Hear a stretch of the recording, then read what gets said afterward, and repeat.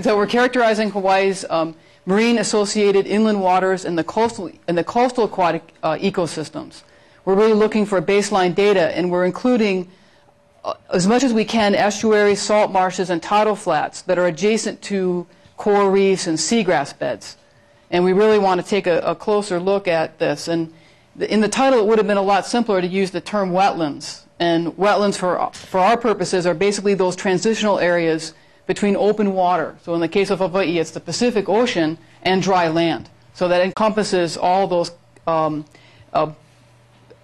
characters that you saw back here in the title of this. And what we're really, so how we got about doing this. This is actually, I'm interested in seagrasses, and this is where seagrasses are found. They're found both in these salt marshes like you see here, and this is over on the island of Hawaii. This is Koloko Honokahau National Park, and this is one of the seagrasses I'm interested in, Rupia maritima, right here.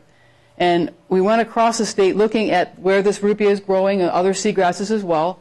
To start you off here, this is a flowering vascular plant that grows submerged. This is its flower right here, so a very simple flower. It's pollinated through water, just like grasses are pollinated by the wind. And that's this fruit right here, that's the drupelets.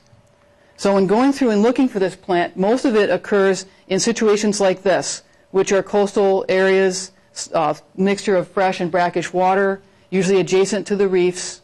And I wanted to collect in here. This also happens to be water bird habitat, so endangered water bird habitat.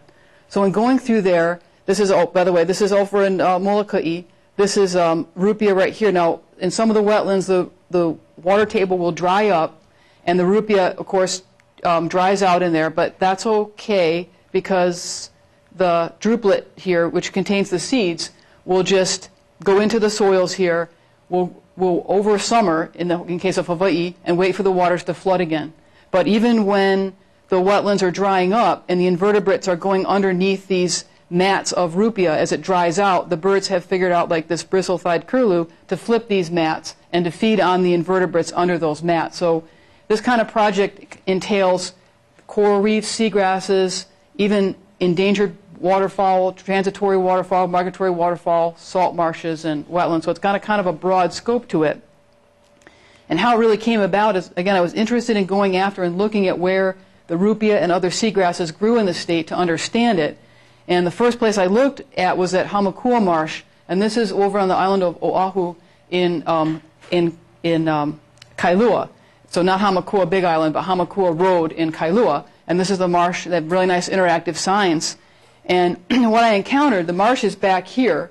If you just look past these open dumpsters, because, you know, it's okay. That's, the rat trap is right there to collect that. But that's the marsh back in there, and that's sort of the first encounter that you have back there. This is also endangered water bird habitat back in here.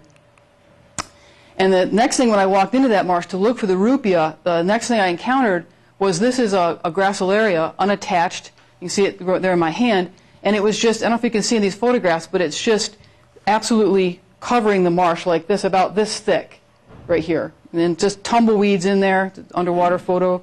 You can see we built these enclosures because I was interested in seeing whether if we transplanted the rupia in here, would it grow if we could keep it away from this very thick growing of this gracilaria. You see right in here the wall of it. It's just massive. And the managers over there, they're very good people, but they had no idea that this was not normal because it had been there for so many years. They get these huge bursts of this gracilaria in there. So that was the second thing that was kind of interesting about this. The third problem was the rupia. This is the rupia right here. It grew really, really well in these exclosures. And this was in a control side of the basins. These are impounded wetlands oftentimes, and the basins are kind of segregated because they're also used for flood control. And this is the rupia all drying up in one of those control sites. But this happened, this water level drop happened over the course of a week. And that's another thing I learned when I was working in these wetlands. I said to the managers who walked out and the water level was gone. I said, what happened? And they said, well, you know, the wetlands is connected to Kailua Bay through a series of canals. And the city and county is responsible to manage the water level in these wetlands. And every once in a while they go out with the bulldozers and they open up this sand berm and they let the water out. And I said, but did you know they were going to do this? No. No, they didn't know.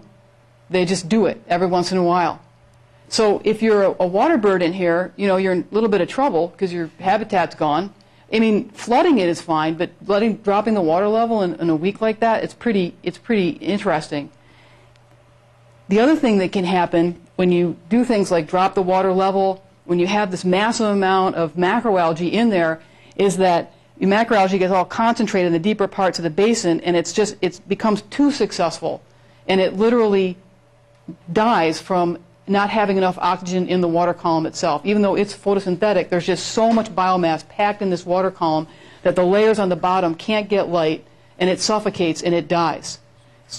So and so when we went in there a few weeks later, the water, this is the water, it's milky. It's as if you steeped a black tea and you poured a little bit of non-fat milk in it, what it might look like. That's what the water looked like in these wetland areas. And, you know, so they're opening up this sand berm, and the water's flooding out, and so is this invasive species. It's flooding out into Kailua Bay. And there's just no connect there.